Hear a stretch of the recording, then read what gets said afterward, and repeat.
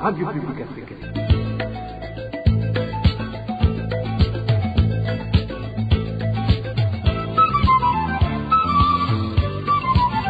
Radio Publique Africaine.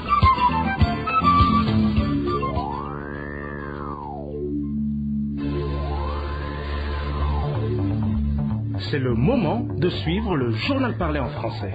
À la présentation, Onésime Douchimakité. Merci d'être au rendez-vous d'information de ce jeudi 20 octobre 2022, dont voici le sommaire.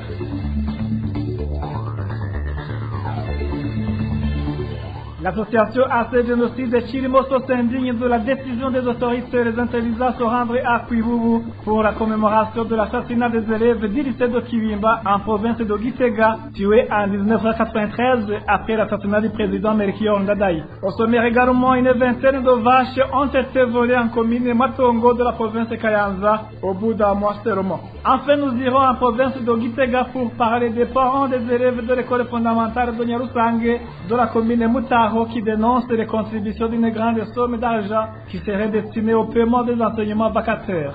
Voilà pour le sommaire.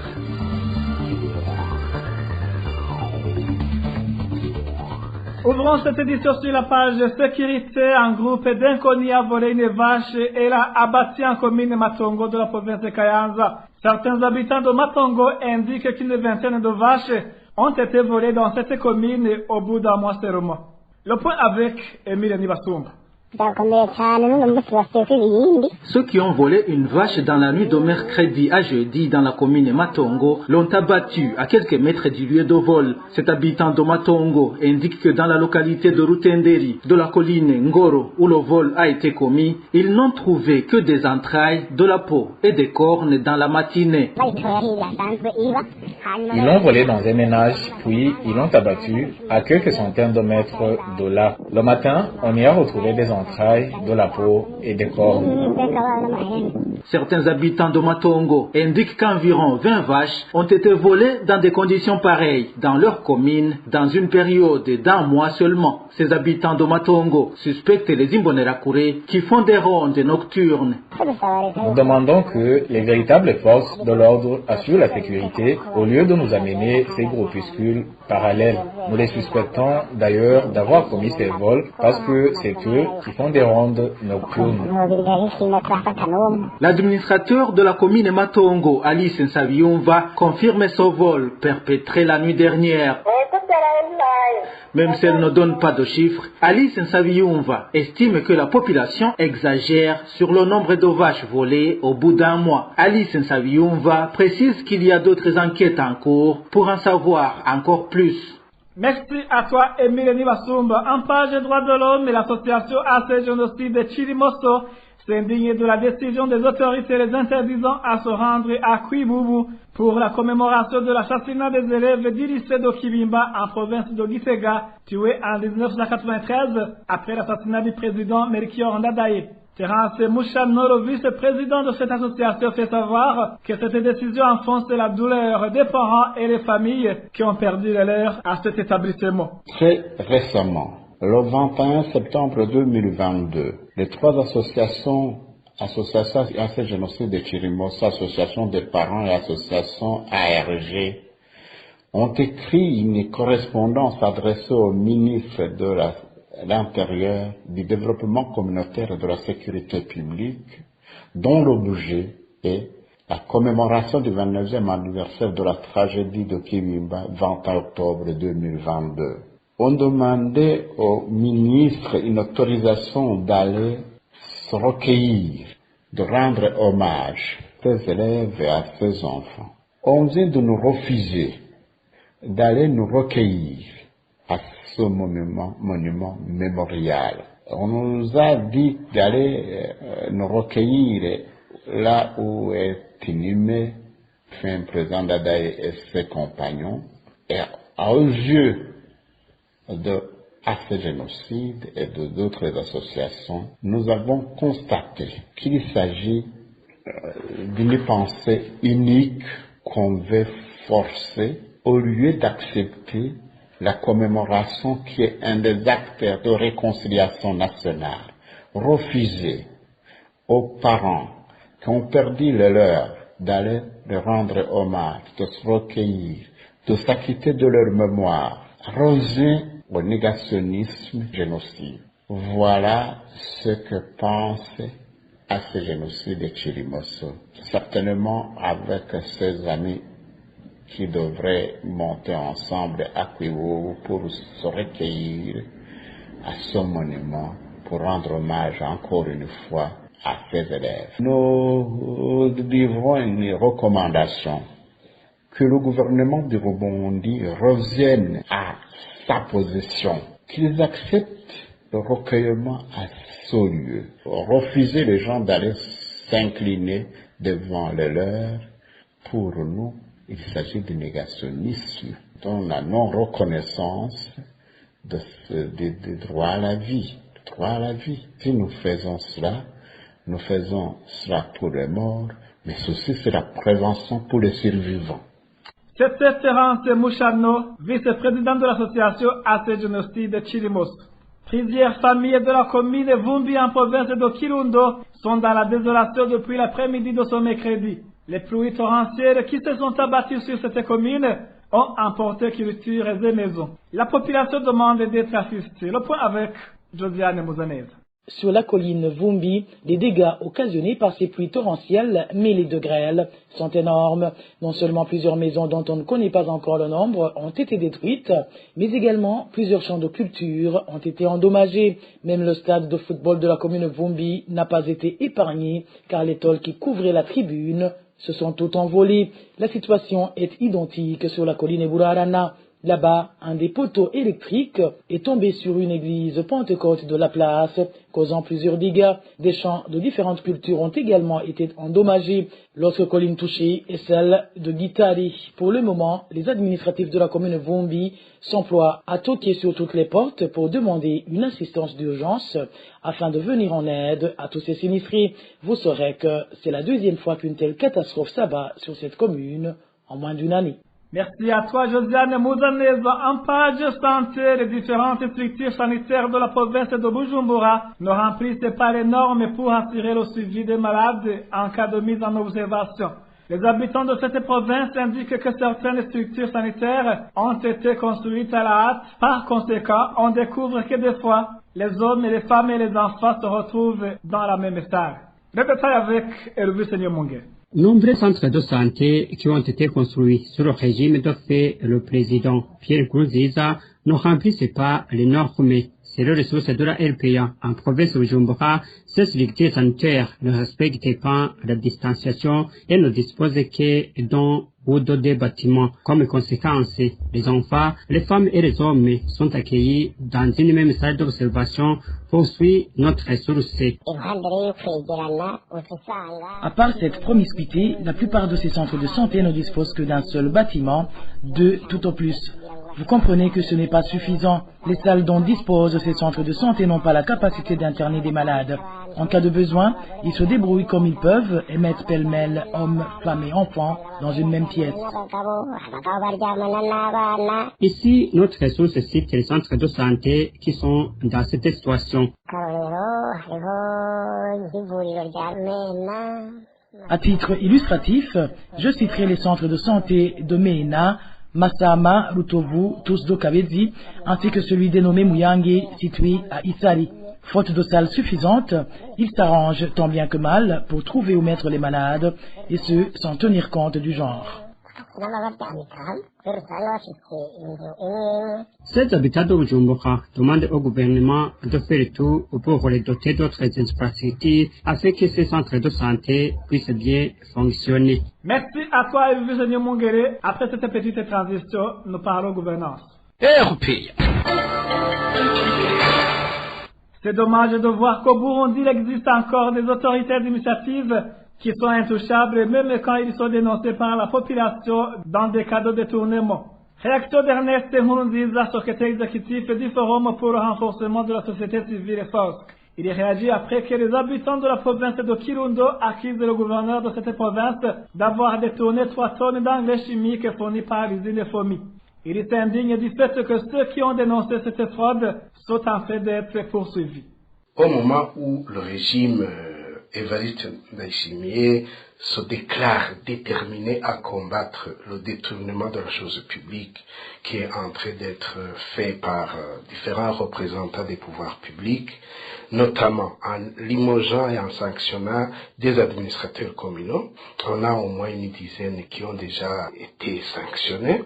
On observe une politique de 2 poids 2 mesures. Et il semble qu'il en existe des intouchables, pourtant en flagrant délit de nuisance. Tenez, le gouverneur de la province de Rumonge n'a pas été inquiété, alors qu'il a été publiquement dénoncé comme étant auteur du détournement du carburant, du ciment et du sucre. Seul son conseiller a été limogé. Le gouverneur de la province de Kirundo, son conseiller économique et son chef de cabinet ont été accusés de détournement de plusieurs quantités de litres de carburant, mais n'ont pas été inquiétés. Son même gouverneur vient d'être pris en flagrant délit de vol d'au moins 3 tonnes d'engrais chimiques et fourmis, mais au lieu de répondre de son acte, il serait en train de persécuter ses présumés dénonciateurs. Il est regrettable que le pays soit gouverné par la loi de la jungle où l'animal le plus fort dévore le plus faible. Le chef de l'État devrait sanctionner tout représentant des pouvoirs publics, sans exception aucune, qui déstabilise l'économie nationale pour son intérêt personnel. Sinon, le pays plonge progressivement dans le gouffre.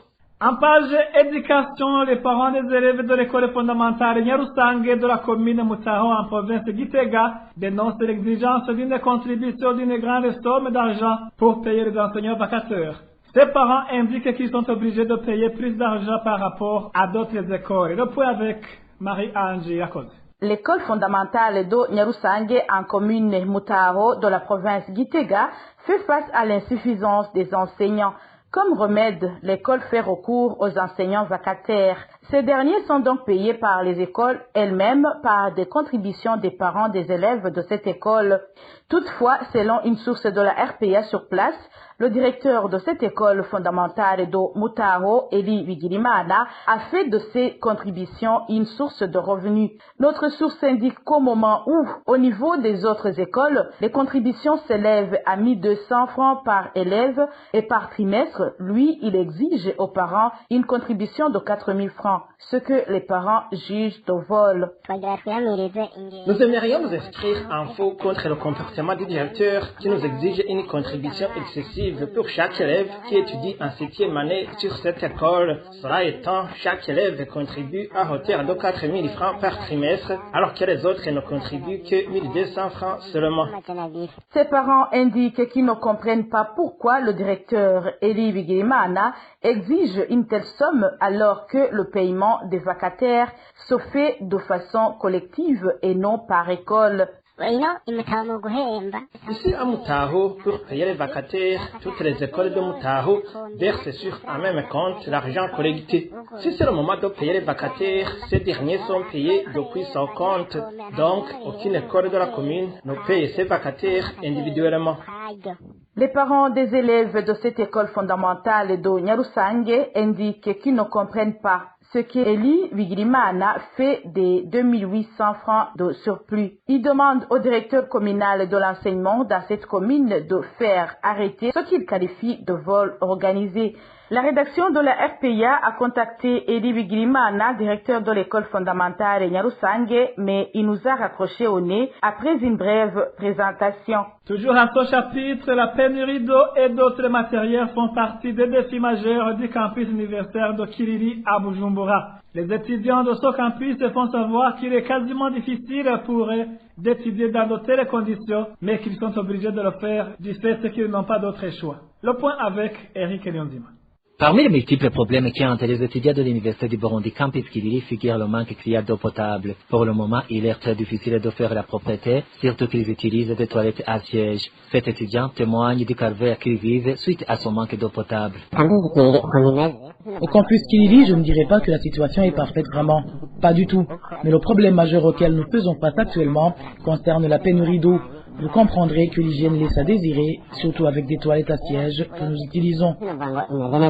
En plus de la pénurie d'eau, ces étudiants disent qu'il manque également d'autres équipements et plus particulièrement les lits qui font défaut d'un bon nombre de chambres.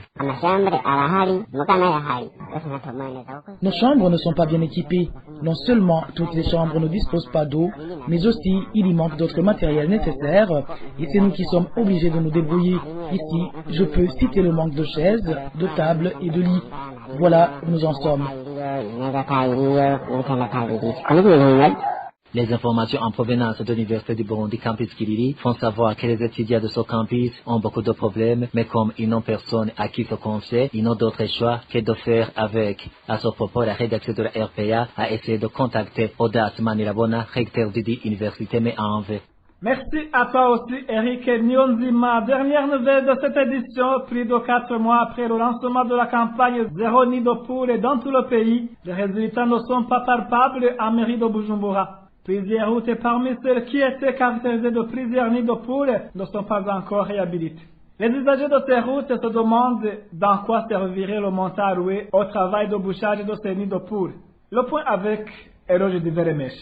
Les 5 routes nationales qui devraient être réhabilitées au cours de la campagne Zéro Nid de Poule sont la route nationale numéro 1, la RN3 sur la partie Bujumbura-Mugere, l'axe Palais des Arts Kamesa sur la RN7, la RN4 sur l'axe Bujumbura-RDC ainsi que la RN9 Bujumbura-Gikoma. Sur ces routes, seule la RN7 semble avoir été réhabilitée même si les activités n'ont pas été bien achevées. Des nids de poules et des fissures se remarquent toujours sur les autres 4 routes citées, témoigne cette source.